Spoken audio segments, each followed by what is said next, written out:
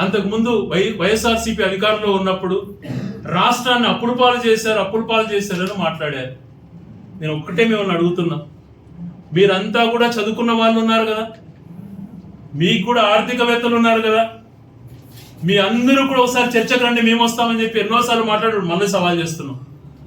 5 సంవత్సరాలలో అంత సంక్షేమం ఇచ్చి కరోనా లాంటి విపత్కర పరిస్థితులు వచ్చినా కేవలం 3,26,600 కోట్లు మాత్రమే ఆ ప్రభుత్వంలో అప్పు చేసింది అన్నటువంటిది అన్ని రికార్డ్స్ కూడా ఆన్ రికార్డ్ ఆఫ్ అసెంబ్లీ రికార్డుతో సహా ప్రతి దాంట్లో కూడా వచ్చింది.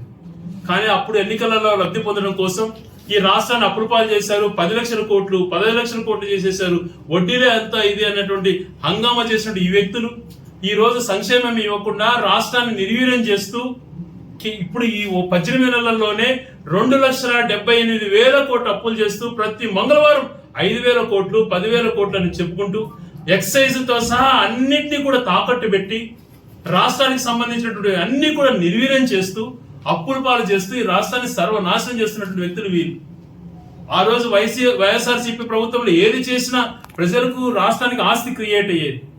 ఒక పక్కన స్కూల్ డెవలప్ చేసినా, మరొక పక్క హాస్పిటల్స్ డెవలప్ చేసినా, మరొక పక్క పేదవాళ్ళకు పట్టాలు ఇచ్చినా, పేదవాళ్ళకి పక్క గృహాలు ఇచ్చినా, ఏం చేసినా ఆస్తి డెవలప్ అయ్యేది.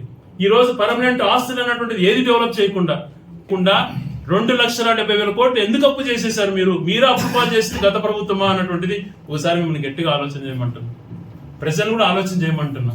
గతంలో అంత సంక్షేమం ఇచ్చిన, అంత అభివృద్ధి చేసిన రాష్ట్రాన్ని జగన్మోహన్ రెడ్డి గారు అప్పుల పాలు చేయలేదు. అప్పుల పాలు చేస్తున్నటువంటిది ఇప్పటి కూటమి ప్రభుత్వం, ఇప్పటి చంద్రబాబు నాయుడు గారు, జనసేన, బీజేపీ కలిసి పోటీ చేసినటువంటి ఈ కూటమి ప్రభుత్వం.